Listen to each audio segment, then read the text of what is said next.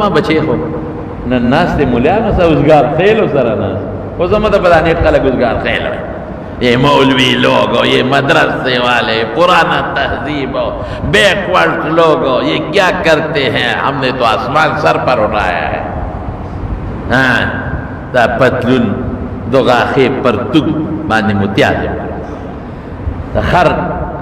لکه شاته یو ستا لکه ټی مخې ته ویدان ده چې ترا مولا پسې خبرې کوي ما ته داسې ښکاري چې زه امتحان د سپین هم بترې او د خر هم بترې د پیغمبر وارث پسې خبرې کوي تا کې انسانیت دی چې د یهود خپل مذهبي مشر پسې خبره کوي چې د عیسایان خپل مذهبي مشر پسې نن خبره وکړه چې د هندو ګوره هغې کې هغه اچوت والا مذهب هم شته چې د مذهبي مشر پسې نن سبا خبره وکړه چې د سیک وکړه خپل مذهبي مشر پسې او ته لګیا یہ مولوي لوگ اور یہ مدرسے اور یہ فلان اور یہ فلان اور فلان فلان ځان ته وګوره هسې خولې نه مې بده خېږي چې پتلون دی اچولی دی ټول اندامونه دې پکې لوړ جوړې ښکاري مړه تم خبرې کوي دا اول لباس د انسانیت کا د خر